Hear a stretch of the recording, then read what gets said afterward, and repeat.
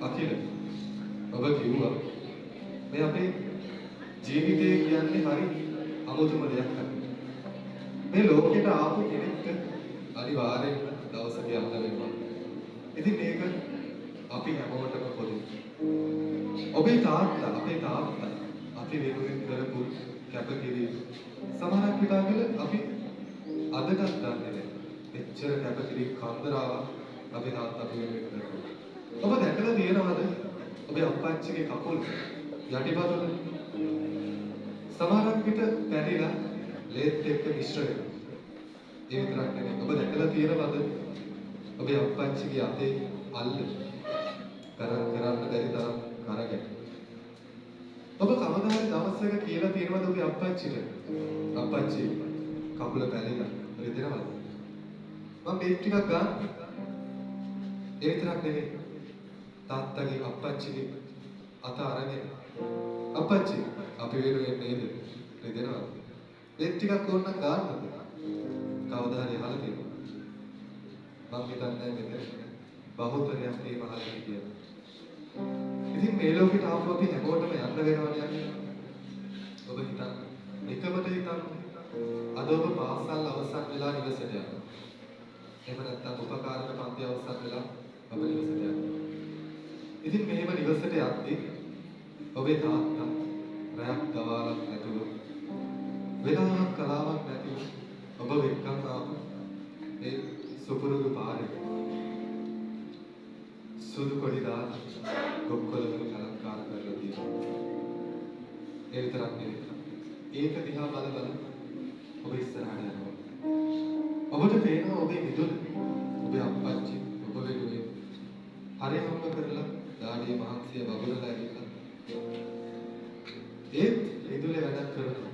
ඉතින් එදා ඔබේ අප්පච්චි වැඩ කරපු මිතුරේ අද ටෙන්ට් ගහලා සුදු රෙදි ඇදලා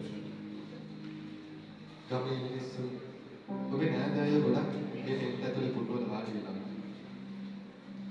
ඉතින් ඔබ මේ අයගේ දිහා බල යනවා. ඒ අය ඇස්සල තියෙක හරි අමුතු බැලමක්. වෙනස්ම බැලමක්. ඔන්න දැන් ඒ දිහා බල ඔබ යනවා. ඔබ දැන් ඉන්නේ ඔබේ නිවසට පිවිසෙන දොරටුවල. එදා ඔබේ අප්පච්චිගේ කැඩිච්ච සපත්තු දෙක තිබුණු තැන අද ඔබට හිතා ගන්න බැරි විදිහේ එක විදිහේ සෙරෙප්පු ගොඩාක් තියෙනවා. ඉතින් ඔබට අමතක ඔබ මේ හැම දෙයක්ම බල ඔබ නිවසට ඇතුළු වෙනවා. නිවසට ඇතුළු වෙනකොටම ඔබට පේනවා ඔබේ නෑදෑයෝ ගමේ මිනිස්සු සාලේ මැද මොකක් හරි දෙයක් දිහා බලන් වට වෙනවා. ඒ විතරක් නෙවෙයි.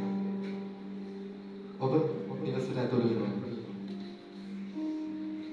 ඔබේ තාත්තා කුඩා කාලේ අශ්වපත් වෙනවා කියලා ඔයාව කරේ තියාගෙන වරු ගණන් පැද්දුවා. කරේ තියාගෙන.